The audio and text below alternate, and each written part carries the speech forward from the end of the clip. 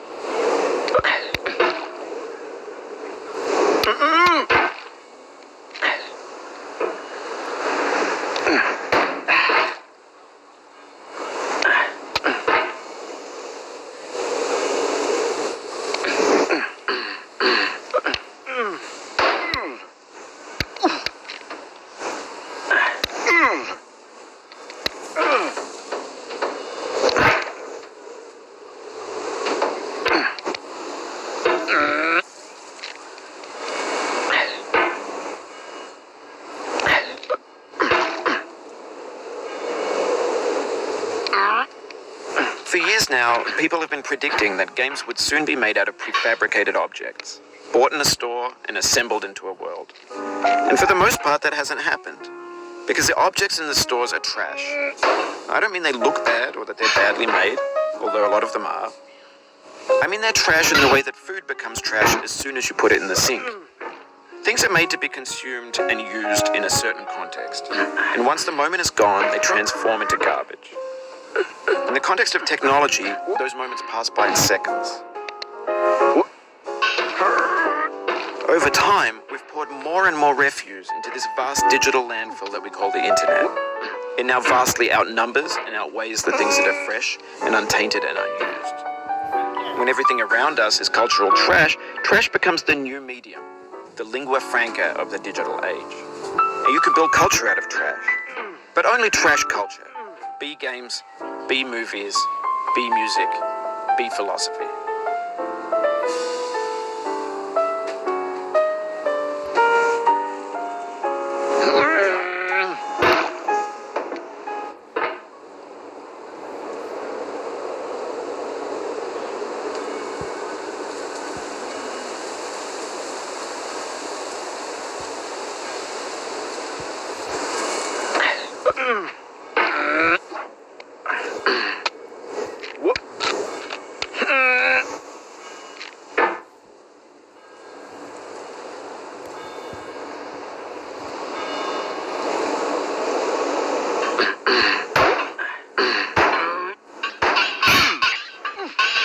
Maybe this is what digital culture is.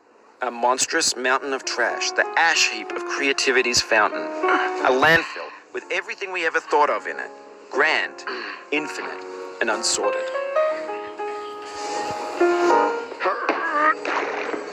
There's 3D models of breakfast, Gen X's fanfic novels, scan magazines, green screen Shia LaBeouf, banned snuff scenes on LiveLeak. Facebook's got lifelike bots with unbranded adverts and candid shots of Kanye and Taylor Swift mashups, car crash epic failed GIFs, Russian dashcam vids, discussions of McRibs, discarded, forgotten, unrecycled, muddled, rotten, untitled. Everything's fresh for about 6 seconds, until some newer thing beckons, and we hit refresh. And there's years of persevering, disappearing into the pile, out of style, out of sight. In this context, it's tempting to make friendly content that's gentle, that lets you churn through it but not earn it. Why make something demanding if it just gets piled up in the landfill, filed in with the bland things?